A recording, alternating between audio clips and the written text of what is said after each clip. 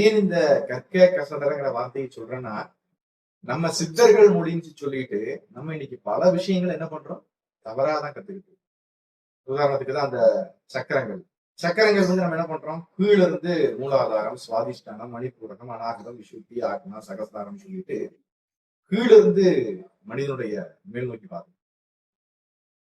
உண்மையில் அது ஒரு தவறான முறை.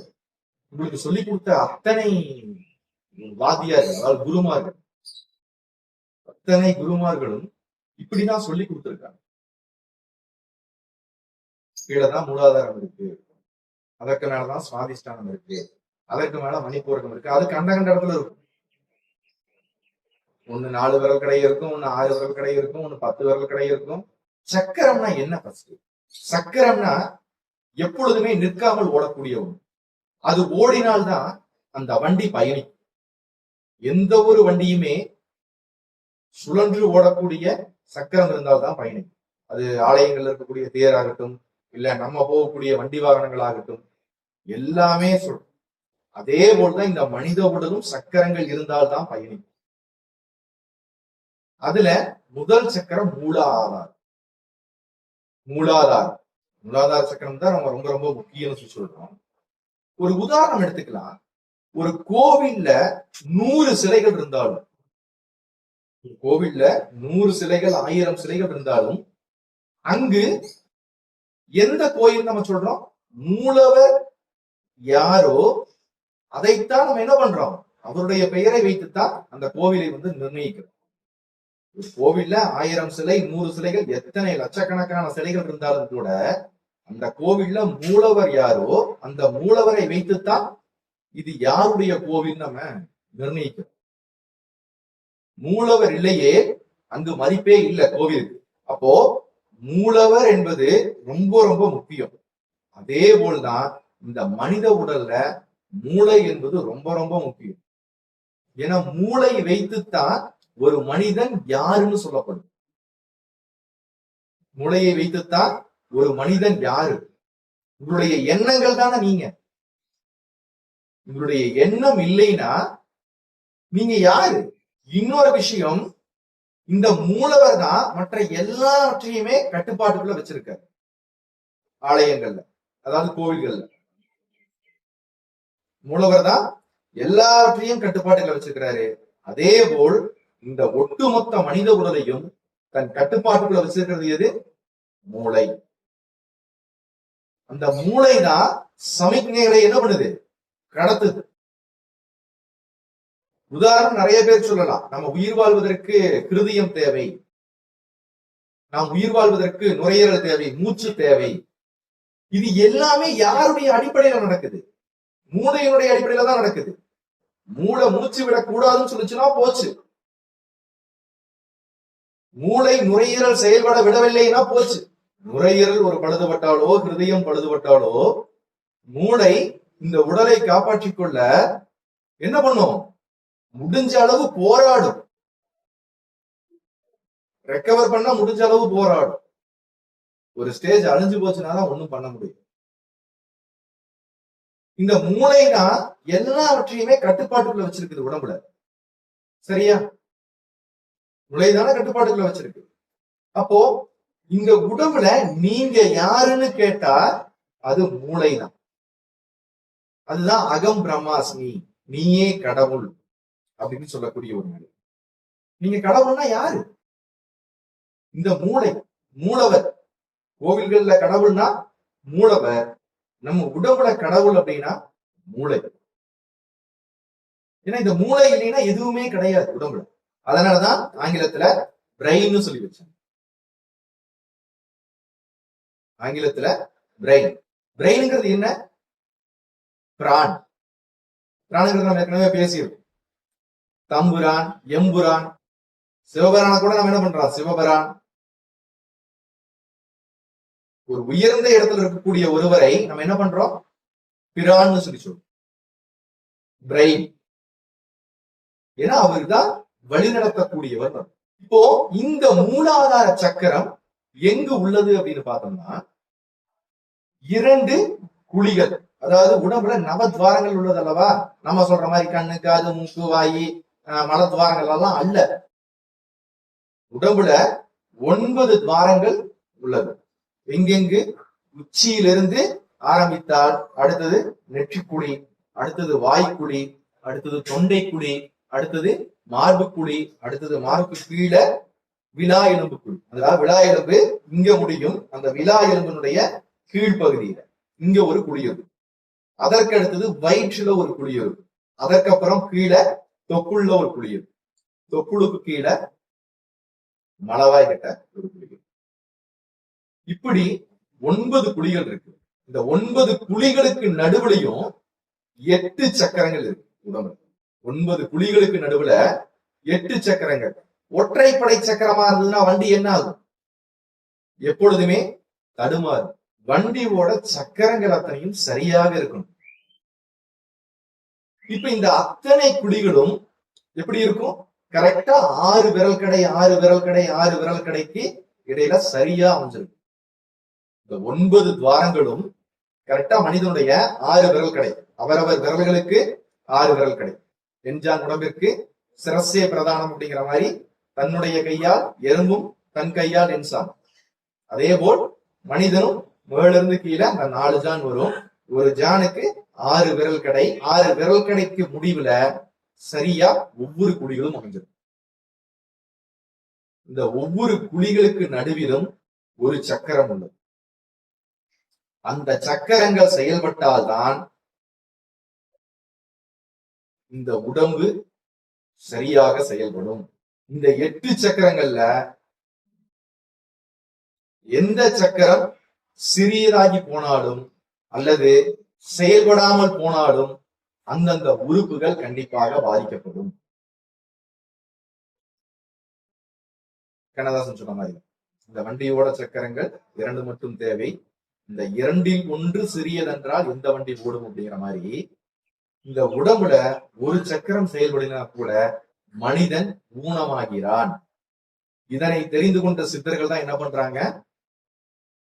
மனிதன் வாழ்வதற்கு இந்த சக்கரங்கள் எல்லாம் தேவை. இந்த சக்கரங்களை எப்போதுமே என்ன பண்ணுங்க? விழிப்புணர்வோடு வைத்துக் கொள்ளுங்கள்னு சொல்றாங்க. இந்த சக்கரங்கள் செயல்படலினா உடம்புல பிரச்சனை ஏற்படும். இப்போ மூலாதாரம் ரொம்ப முக்கியமா? மூலாதாரம் தான் எல்லாத்திற்குமே அடிப்படை. அப்போ இந்த பாருங்க, இந்த நடுவுல உச்சி குழிக்கும் இந்த நெற்றி குழிக்கும் நடுவுல மூளை இருக்கா? மூளைங்கிற ஒரு பெரிய சக்கரம் இருக்கா? இந்த சக்கரம் இயங்கினால்தான் ஒட்டுமொத்த மனித உடலும் இயங்கும். சோ இவரே மூலவர். இதற்கு நடுவில் இருக்கக்கூடியவரே மூலவர். இந்த மூலவர் இயங்கவில்லை என்றால் எதுவுமே நடக்காது. அதற்கு அடுத்த சக்கரம் பாருங்க, சுவாதிஷ்டானம். சுவாதிஷ்டானத்தை பத்தி என்ன தெரியும்? நம்ம ஏற்கனவே பேசியிருக்கோம். என்ன தெரியும்? சுவாதிஷ்டான சக்கரம் இந்த நெற்றி போட்டுக்கும் வாய்க்கும் நடுவில் இருக்குமா? மூலாதார சக்கரம் இதற்கிடையில, அடுத்தது சுவாதிஷ்டான சக்கரம் இந்த நெற்றி போட்டுக்கும் இந்த நெற்றி குழிக்கும் வாய்க்குழிக்கும் நடுவில் இருக்குமா? அதாவது இந்த நெற்றி குழிக்கும் வாய்க்குழிக்கும் நடுவுல என்ன இருக்கு? இந்த நெற்றி குழிக்கும் இந்த வாய்க்குழிக்கும் நடுவுல நம்ம ஏற்கனவே ஒரு பாடல் படிச்சிருக்கோம். உள்ளம் பெருங்கோவில் ஊனுடம்பு ஆலயம் வள்ளல் பிரானாருக்கு வாய் கோபுரவாசல் கள்ள தெளிந்தாருக்கு ஜீவன் சிவலிங்கம் கள்ள புலனைந்தும் காணாமணி விளக்கேன்னு சொல்லி ஒரு பாடல் கொடுத்திருக்கோம். இதுல நான் ஒரு விஷயம் சொன்னேன். வள்ளல் பிரான்கள் 7 பேர் அப்படின்னு சொல்லி சொன்னேன். சிவ ஆதிஸ்தானம், சிவனுடைய ஆதிஸ்தானம், சுவாதிஷ்டானம், ஸ்தானம், அந்த டாங்கிறது தகரமா மாறும் நான் சொல்லியிருக்கேன் இல்லையா? Thomas Thomas சொல்லியிருக்கேன்ல. சோ அதே போல் இந்த சுவாதிஷ்டானம் என்பது சிவ ஆதிஸ்தானம், சிவனுடைய ஆதிஸ்தானம். இது செயல்பட்டால்தான் உடம்பினுடைய அடுத்த கட்ட வேலைகளை செய்யும். அது என்ன அடுத்த கட்ட வேலைகள்னா, நம்ம ஒரு வார்த்தை பேசியிருக்கோம். இந்த சிகரம் எல்லாம் சிகரமாகும், சிகரம் எல்லாம் சிகரமாகும். அதாவது இகரம் எல்லாம் எகரமாகும், எகரம் எல்லாம் இகரமாகும் சொல்லியிருக்கோம். ஞாபகம் இருக்கா? சிலை அப்படிங்கிற வார்த்தையை நம்ம என்ன சொல்லுவோம்? அந்த சிலை என்ன சிலப்பா அப்படிங்குவாங்க. சிகப்புங்கிற வார்த்தைய சிகப்புன்னு சொல்லி சொல்லுவோம். சித்துங்கிற வார்த்தை செத்துங்கிறதா மாறும். இளைங்கிற வார்த்தை இளையா மாறும். விஷங்கிற வார்த்தை விஷமா மாறும். அதாவது இந்த இகரத்தை அடிப்படையாக கொண்ட எழுத்துக்கள் எல்லாம் பேச்சு வழக்குல எகரத்தை அடிப்படையாக கொண்டு மாறும். அதே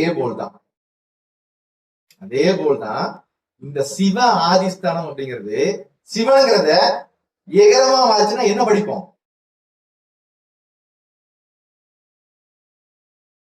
சி செகரமா மாறிச்சுன்னா என்ன படிப்போம்? செவன். சிவன் என்பது சிகரம் எகரமாக மாறிச்சுன்னா, அதாவது இகரம் எகரமாக மாறிச்சுன்னா, சிகரம் செகரமாக மாறிச்சுன்னா சிவன் என்பதற்கு செவன் என்ற ஒரு பொருள். செவன் என்பது என்ன? ஆங்கிலத்துல 7 என்று அர்த்தம். அப்போ இந்த சிவ ஆதிஸ்தானத்துக்கு நடுவுல 7 உறுப்புகள் இருக்கா? சிவனுடைய ஆதிஸ்தானத்துக்கு நடுவுல 7 உறுப்புகள் இருக்கா? 7 இருக்கா? இந்த 7ம் செயல்படக்கூடிய ஒரு இடம் தான் சிவனுடைய ஆதிஸ்தானம். இதுல குறை வந்தா என்ன ஆயிரும்? மனிதன் ஊனமாகி விடுவான்.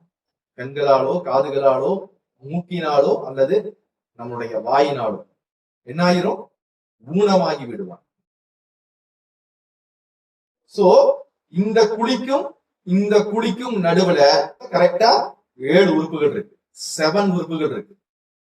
அதற்கு பெயர் தான் சிவனுடைய ஆதிஸ்தானம். சிவ ஆதிஸ்தானம். இந்த சக்கரம் செயல்பட்டால்தான் இந்த 7 உறுப்புகளும் செயல்படும். சிவனுக்கு ஆதிசீடர்கள் 7 சொல்லுவாங்க. சிவனுக்கு ஆதிசீடர்கள் 7 பேர். அதே போல்தான் சிவனுடைய ஸ்தானம் சிவ ஆதிஸ்தானம். 7 பேர்.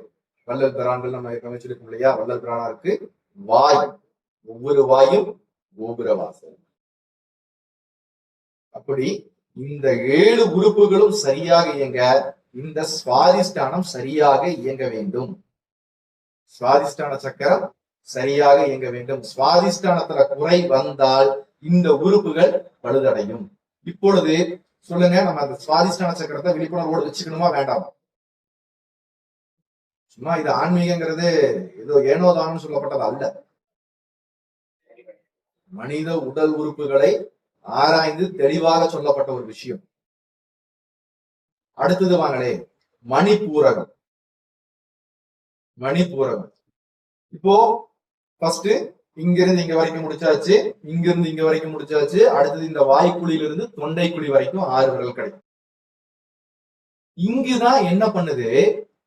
மனிதனுடைய குரல் வளை இருக்கு. மனிதன் பேசுவதற்கு இந்த நாக்கு, மூக்கு, தொண்டை, அந்த தொண்டையினுடைய மேல் பகுதி, அதே போல் இந்த உதடுகள், இவை எல்லாம் பயன்படுது.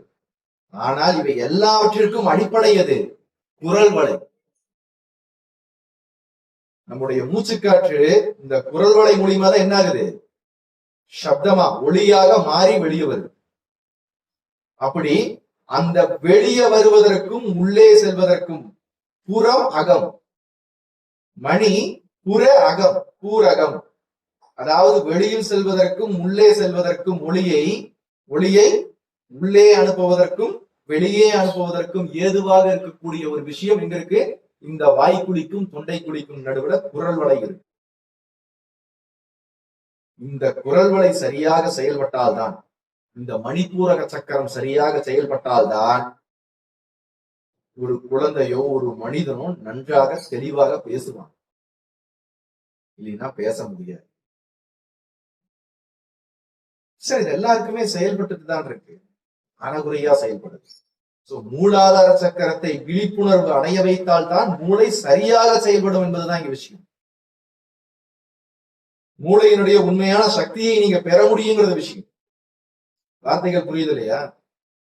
மூளை எல்லோருக்குமே செயல்படக்கூடிய ஒரு விஷயம்தான். அது குறை இருந்தா கண்டிப்பா மூளையில ஒரு குறை வரும். பித்தமேறும், பைத்தியம் பிடிக்கும், அல்லது வேற ஏதாவது பிரச்சனையாகும், தலை சுற்றும். உடம்புனுடைய பேலன்ஸே மூளையினுடைய தன்மை தானே. காதுகளுடைய இதுல வெர்டிகோ நர்வ்ஸ் மூளையை பாதிக்கப்பட்டுதான் தலை சுற்றுறது, வாந்தி வருது, மயக்கம் வருது. எல்லாமே மூளையினுடைய சமநிலை தன்மை இழக்கும் போதுதான் மனிதன் கீழே விடுகின்றான். அதனாலதான் மூலாதார சக்கரம் ரொம்ப முக்கியம்னு சொல்லி சொல்றோம். எல்லோருக்குமே மூலாதாரம், மூளை வேலை செஞ்சு கொண்டுதான் இருக்குது. ஆனால் இப்படி செய்யுது, சும்மா ஏனோதானோ அறகுறையோ செய்யுது. மூளையினுடைய சக்கரத்தை, அதாவது மூல ஆதார சக்கரத்தை நம்ம சரியாக பயன்படுத்தினால் அதனுடைய அபரிமிதமான தன்மையை நம்ம பெற முடியும். அடுத்தது இந்த சிவ ஆதிஷ்டான சக்கரத்தினுடைய தன்மையை நாம சரியாக பயன்படுத்தினால் அதனுடைய அபரிவிதமான தன்மையை நம்ம பெற முடியும். இந்த 7 உறுப்புகளுடைய அபரிவிதமான தன்மையை நம்ம பெற முடியும். ஏற்கனவே நான் என்ன சொல்லியிருக்கேன், இதே சித்தர்கள் சும்மா ஏனோதானும் பைத்தியமா இருந்துட்டு இருந்தா யாராவது கும்பிடுவாங்களா? அஷ்டமா சித்திகள் படைச்சவங்க, அவங்க இங்கிருந்தே ஞானத்தை அறியக்கூடியவங்க சொல்றமா இந்த விஷயம்தான். அப்ப நீங்களும் இங்கிருந்தே கண்களால ரொம்ப தூரத்தை பார்க்க முடிஞ்சதுன்னா, நார்மலா கோடிக்கணக்கான மைல்களுக்கு அப்பாற்பட்ட நம்ம நட்சத்திரத்தையும் நம்ம பார்க்க முடியும். இப்ப இன்னும் நம்மளுடைய அந்த சக்தியை அதிகப்படுத்தினால், காதுகளுடைய சக்தியை அதிகப்படுத்தினால், மூக்கினுடைய சக்தியை அதிகப்படுத்தினால், நம்முடைய வாயினுடைய சக்தியை அதிகப்படுத்தினால் எவ்வளவு சுவாரஸ்யமா இருக்கும். உங்களையும் வித்தியாசமா பார்ப்பாங்களா இல்லையா? எல்லாம் பண்ணாதான் வித்தியாசமா பார்ப்பாங்கன்னு இல்ல, இது பண்ணலினாலும் வேற மாதிரி வித்தியாசமா பார்ப்பாங்க. சரியா? அப்ப சரியாக செயல்பட வைப்பதுதான் இங்க விஷயமே. அதைத்தான் சித்தர்கள் சொல்றாங்க. இந்த சக்கரங்கள் சரியாக செயல்பட்டால் இந்த 7 உறுப்புகளும் சிவனுடைய ஆதி சக்கரங்கள் 7 உறுப்புகளும் என்ன ஆகும்? சூப்பரா செயல்படும். அடுத்தது மணிப்பூரகம். மணிப்பூரகத்துல கரெக்டா தொண்டை குழிக்கு அதுக்கு நடுவில் இருக்கும். அங்க என்ன ஆகும்? குரல் வளையுது. மணியை எழுப்பக்கூடிய, அதாவது அகத்திலும் புறத்திலும் எழுப்பக்கூடிய ஒரு சக்கரம் இங்க இருக்கு. இந்த சக்கரம் சரியாக செயல்பட்டால்தான் மணிப்பூரகம் செயல்படும். அதாவது இந்த சக்கரம் செயல்பட்டால்தான் ஒளி சரியாக இருக்கும். அல்லவே மனிதன் ஊமையாகி விடுவான் அல்லது தடுமாறி பேசுவான்.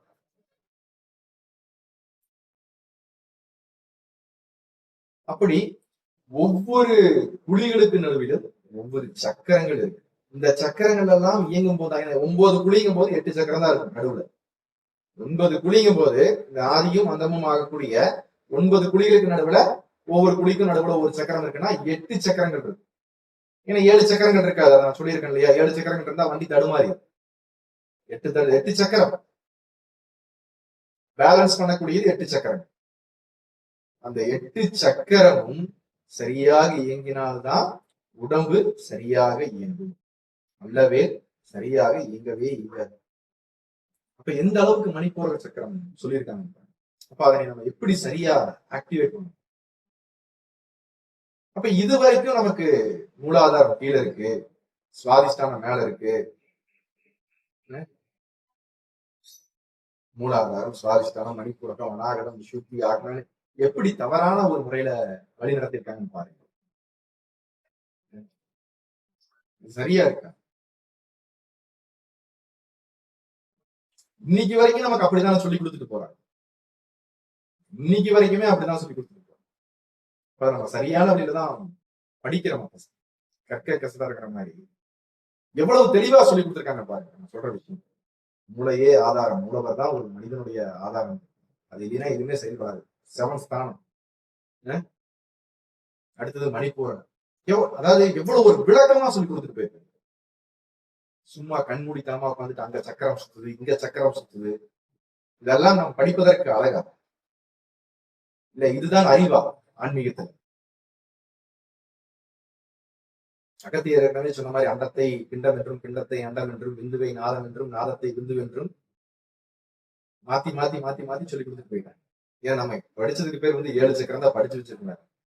அதுக்கு மேல நம்ம படிச்சு வேற வைக்கல. ஆனா 8 சக்கரம் வேற இருக்கு. இதுக்கு என்ன பேர் வைக்கிறது அது வேற நமக்கு தெரியாது.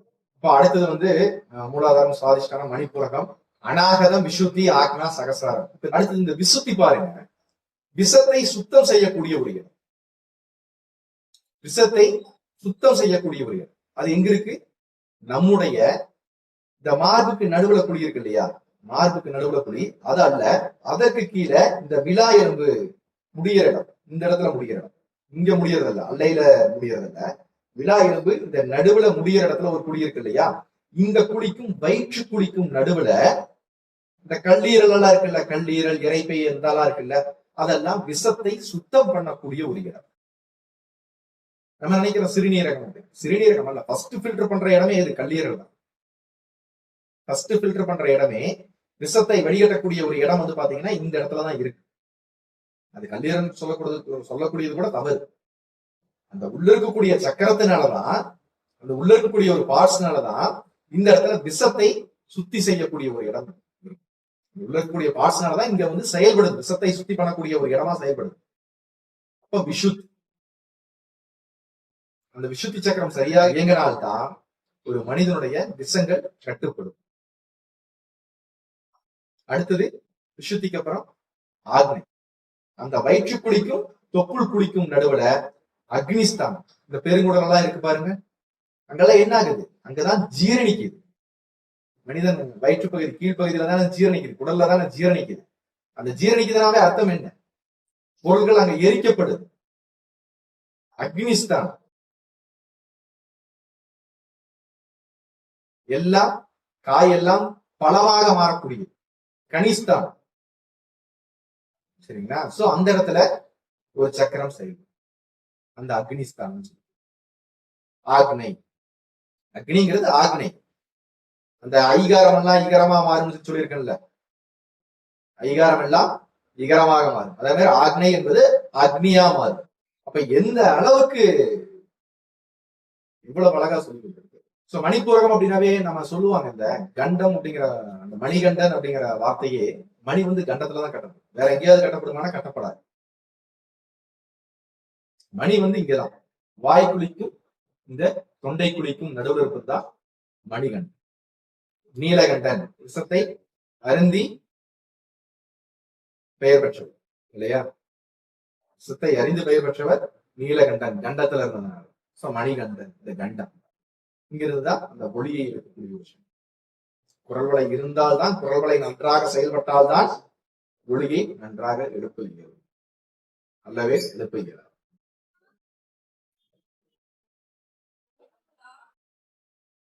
இப்படி சக்கரங்களுக்கு எல்லாம் அவ்வளவு அழகா விளக்கம் சொல்லிட்டு போயிருக்காங்க. நம்ம உட்கார்ந்து என்ன பண்றோம்? மூலாதாரம், சுவாதிஷ்டானம், மணிப்பூரகம், அநாகரம், விசுத்தி, ஆக்னா, சகசிரம் சொல்லிட்டு கீழே இருந்து மேல போறதுனால ஆன்மீகம் ஒரு முட்டாள்தனமான செயலாக பார்க்கப்படுகிறது. நிறைய பேர் அப்படிதான் நான் பாக்குறேன். ஆன்மீகத்தை ஒரு தவறான புரிதலோடு, தவறான கண்ணோட்டத்தோடு படித்தவர்கள் எல்லாம், மற்றவர்கள் எல்லாம் அப்படிதான் பாக்குறாங்க. ஏன்னா கண்மூடித்தனமான செயல், கண்மூடித்தனமான நம்பிக்கை. இப்ப இத்தனை காலமும் குருமார்கள் எப்படிதான் சொல்லி கொடுத்துட்டு இருக்காங்க, கீழ இருந்து மேல, கீழ இருந்து மேல, ஏற்றுங்க ஏற்றுங்க ஏற்று, இதற்கு ஏற்றணும். உண்மையில் சொல்ல போறதுன்னா, மூளையிலிருந்து சரியாக எல்லா பகுதிகளுக்கும் இறக்கினால்தான் உடம்பு சரியாக செயல்படும். சரியா? மூளை ஒடுங்கிவிட்டால் எதுவுமே கிடையாது. மூளை ஒடுங்கிவிட்டால் இந்த உடல் உறுப்பு செயல்படாது. அப்ப மூளையிலிருந்து சரியாக இறக்கினால்தான் எல்லா உறுப்புகளுமே செயல்படும். அப்ப மூலாதாரத்திலிருந்து சகசிராரம் வரைக்கும் செயல்பட்டால்தான் எல்லா உறுப்புகளும் செயல்படும். இதுல ஒவ்வொரு உறுப்பு செயல்படலைன்னா செயல்பட அந்தந்த உறுப்புகள் அப்படியே இருக்கு.